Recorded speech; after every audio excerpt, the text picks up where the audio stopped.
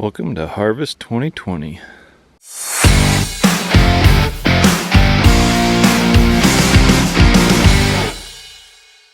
Good morning, guys. I'm Rob O'Neill with O'Neill Family Farms. If you're new to the channel, we're just a family farming operation here in central Nebraska.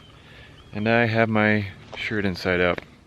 It's kind of been warmer weather. It's been, yesterday it got up into the 90s, and so it's been kind of hot around here, but in the mornings it's cool enough that it's kind of nice to have sleeves on when you're inspecting stuff. Nope, we're doing soybeans right now. We've actually kind of been doing it for a while. I've just been really busy and I haven't got a video out to you guys. We started, it's last week with a little bit of soybeans on some fields that were marginal, or a field that was marginal in an area. Then we picked a little bit of wet corn, dry land, and then we started on beans Monday and just been hitting them hard ever since. Right now we're, I don't know if we're getting about half done maybe or something, but yeah, so I'm a little behind on my videos, but it's just been kind of crazy hectic. Nope, let's get started.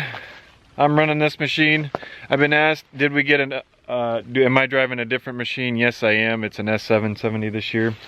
What we've been doing lately, getting a year-old machine and running it 2 years, and so every year we kind of alternate, and so we're kind of getting an upgraded one, not a brand new one, but an upgraded one every year. And so far it's been working okay. It's just combines are a tough thing to own, and maybe I'll get into that later. What we got here, so this is a 2019 S770, and my brother's back there is a 2018 S770, and what those are is class 7 combines. It's kind of easy for deer because the second number is the size. One thing about this combine, it does have the camera system on it, so I can see it, kind of the clean grain, and I'll show you here a little bit. This is actually the tailings return, but I've been having some issues. It's not cleaning out, and I need to actually ask them why it's not cleaning out properly. So with this combine, this right here is a camera. We'll open it up. If I had the combine turned on, you'd actually be lit up and stuff, but no, up in there is a camera system that will show you in the cab what your sample is looking like, and so that'll kind of help you adjust as need be going through the field. Lock back in here. While we're at it, this one here, right here, is the moisture sensor. This is what checks your moisture and kind of helps calibrate your yield monitor, telling it what the moisture is of the corn coming in. But no, these camera systems kind of supposed to help automate the machine a little bit better, just keeping your maintaining your clean your grain sample quality and things like that. The only thing is it's not working quite correctly because it's not cleaning this out and it throws it air. But nice thing, even just physically seeing it go up the clean grain elevator helps a lot. But that's a nice feature. His doesn't have it, so I got a bragging right over him. It's all about what you got over your brother. This is a 735 flex driver. He's got a 635, so I just got an all-around better machine than my brother. So I'm surprised he let that happen. Usually I get the lesser of the equipment. So this is what we call draper heads, and that's because they use draper belts. We've ran auger ones for years before. We upgraded to these probably 4 years ago, 5 years ago. The idea behind these is it's more gentle on the crop.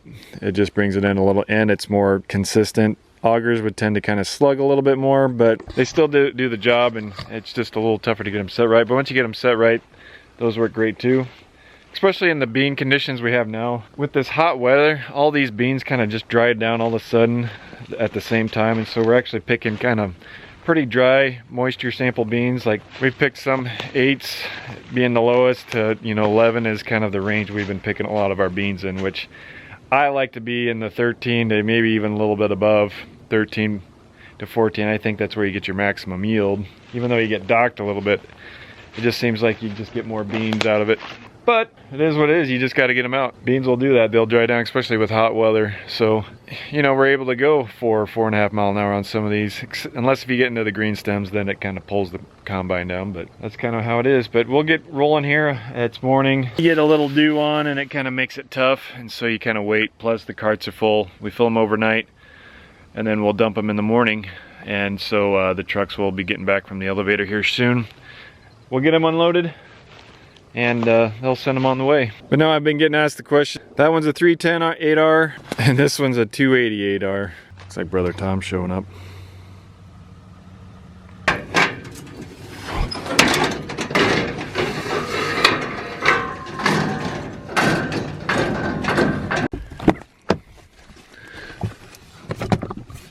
These are for the new tractors.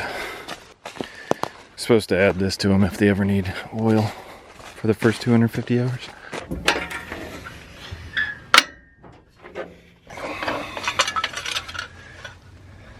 Looks good to me. Hydraulic level.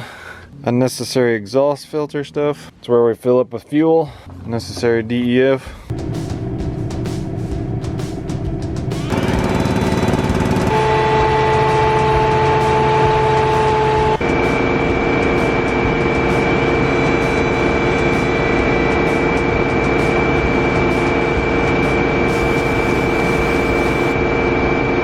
Pull up to the super chev, replace some guards here.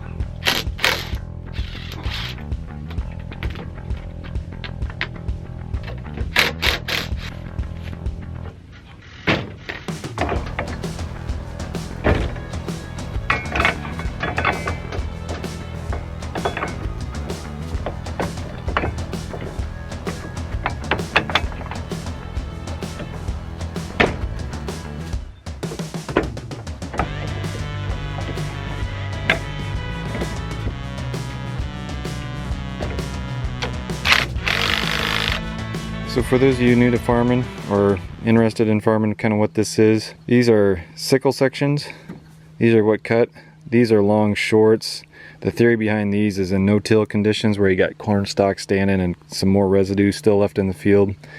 It allows it to get in there easier. Whether or not it works or not, I don't know. We've always had these. It's just kind of what they came with. These are guards. These are kind of what protect it. Sometimes they break. It's just you're on ground and you hit stuff and hit chunks of concrete or whatever, or just go through a weird ditch and they'll break sometimes, and so that's what I'm doing now. These are hold downs. These just kind of what hold that whole sickle into place so it doesn't flop around everywhere. It's kind of what should be. I got another section here to replace, and then I should be golden. It's like, what kind of bug is that?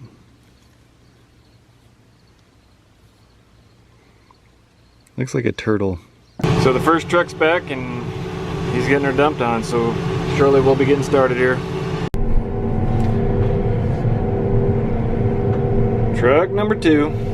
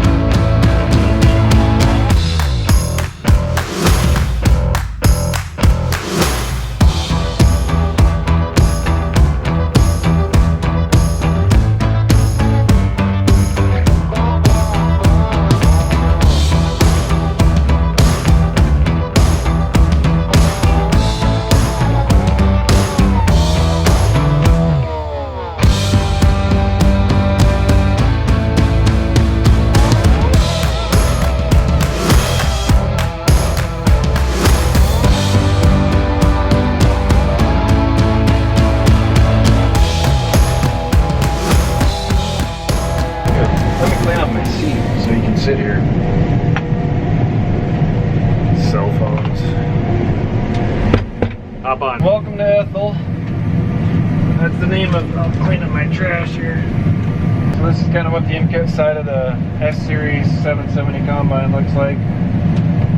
If you're used to my 600 series cab, everything's pretty similar except the armrest.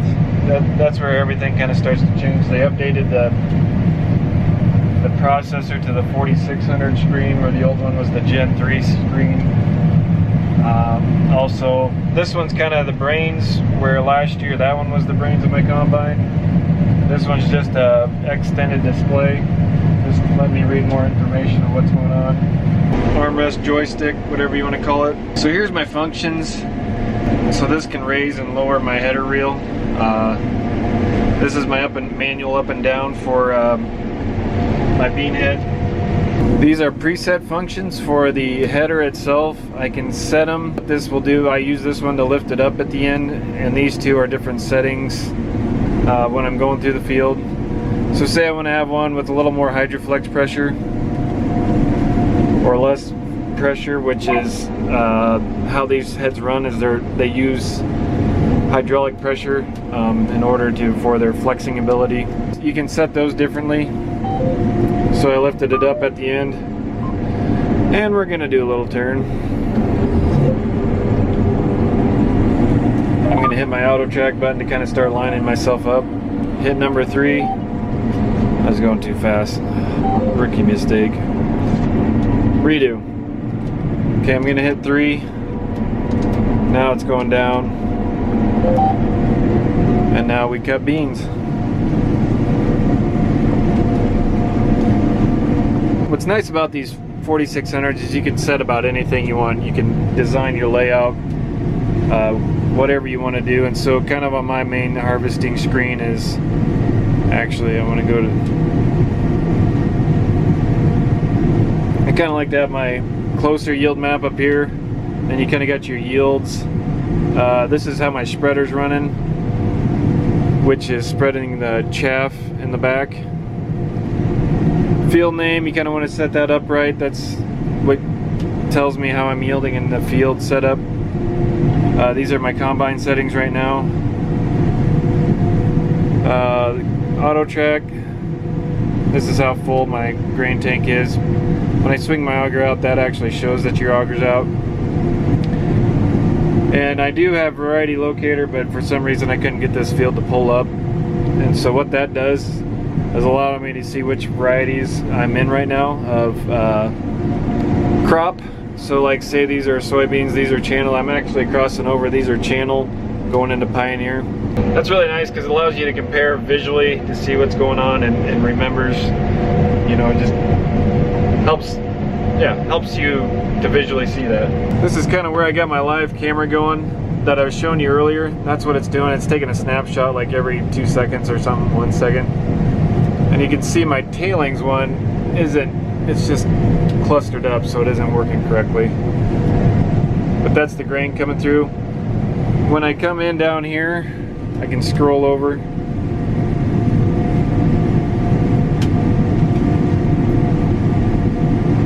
Well, maybe I took it off. Anyway, go into my ICA live camera. What it can actually do is see that where it's orange, that's actually showing me broken. It's highlighting material that's kind of foreign material, broken, undressed, something that's kind of negative to your grain quality. And so it's picking those out with those cameras. And then that helps determine, you know, what you should do, how you can clean up your tank sample and stuff like that. So one of the things about these newer 8R tractors that maybe you'd want to know about, but it's kind of a laughing at us type story because it seemed something so obvious, but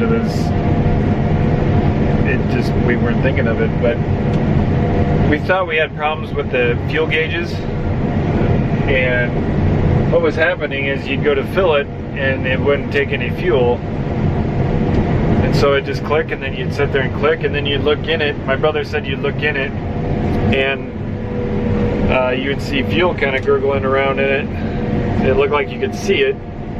So they were just thinking we were having fuel gauge issues, and so they actually sent out a John Deere tech and they replaced the fuel center relay or whatever, the sensor, and they replaced one of them. We took them one up clear up to our Mason City farm, and we ran it a little bit, and then they took it and they were just testing it out. They tried it again and it didn't take very much fuel, so we thought, well, we'll run it. So we're running it, and Dad said it was flashing. The gauge was flashing all day long when we were up there at that Mason City farm. And we actually drove it back probably 15 miles, but it ended up starting to die, and it kept dying, and we'd restart it, and it just kind of getting slowly more frequently. And it turns out my brother went after the fuel barrel and he did it again. He put a little bit in and it would click. It didn't take very long. I mean, it'd take a little bit, but it didn't take very much. And it got it to start again. Well, the guy at John Deere my brother told him that, and he got to thinking, well, there was I don't know if it was a custom harvester, I can't remember the story that he said, but they said these tractors are taking fuel really slow. And so what was happening, we got a pretty good pump. We got a 2-inch fertilizer pump on our fuel barrel. Well, it would just put too much airflow or flow of fertilizer that they're not vented properly, and it was just kicking out our fuel deal. And then when you look in there, it would still be gurgitating up. Turned out to be a simple fix, just fill it really slow. And that was something for, hopefully they improve it later, because we kind of have to fill them a little bit slower than we normally would. But so for those of you who are looking at getting a new 8R tractor, that could be an issue. I remind you, the shirts are out. This is the asphalt gray and the Bella shirt. It's kind of a little bit softer material. Check it out. I'll leave a link in the description below, or you can go to o'neillfarms.com and go there. And in the middle of the page, there should be some links to the Graham Stamp's website that carries these. And talked to her today, or texted her today, and she said hats are in, and she's going to start trying to print some, and maybe we'll get some looks on that, I guess. So maybe those will be available soon. So check it out. Well, I'm cleaning out for tonight.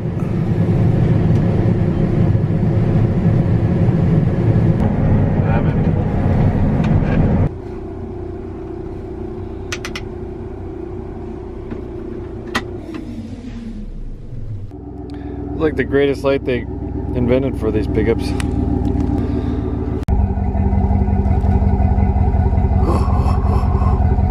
So I think I'll call it good for the first video of Harvest 2020, folks. Thanks for stopping by, and I really appreciate it. And yeah, we'll catch you in the next one. Later.